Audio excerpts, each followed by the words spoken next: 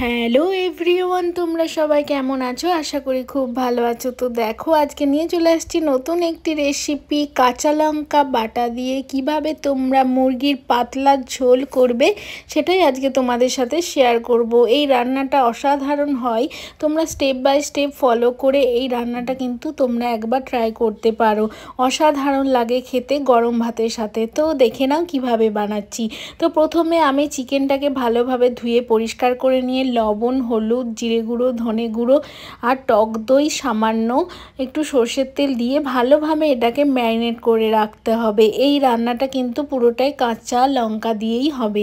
তো দেখো, ম্যারিনেট করে আমি প্রায় আধ ঘন্টা মতো এটাকে রেখে দেব ঢাকা দিয়ে। এরপর দেখো, কড়াইতে সর্ষের তেল গরম করে আলুগুলোকে আমি ভেজে নিচ্ছি হলুদ আর লবণ দিয়ে, একদম লাল লাল করে ভেজে তুলে নেব।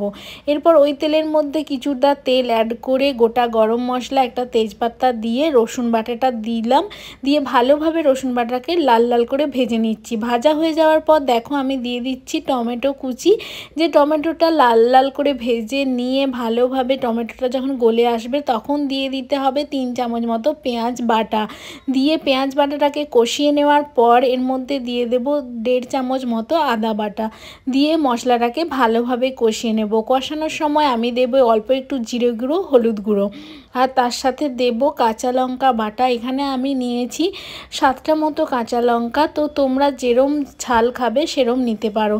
এরপর ম্যারিনেট করে রাখা চিকেনটাকে আমি দিয়ে দিচ্ছি আর মশলাটাকে এই চিকেনের সাথে ভালোভাবে কষিয়ে নিতে হবে। দেখো, কষানো অল্প হয়ে যাওয়ার পর আমি আলুটা দিয়ে এটাকে ঢাকা দিয়ে দিয়ে কষিয়ে নেব।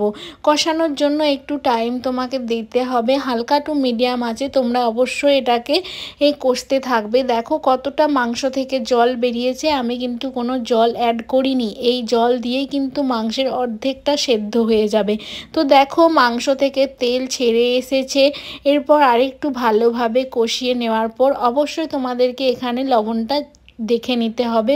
লবণ যদি কম থাকে তাহলে এখানেই তোমরা লবণটা দিয়ে দেবে।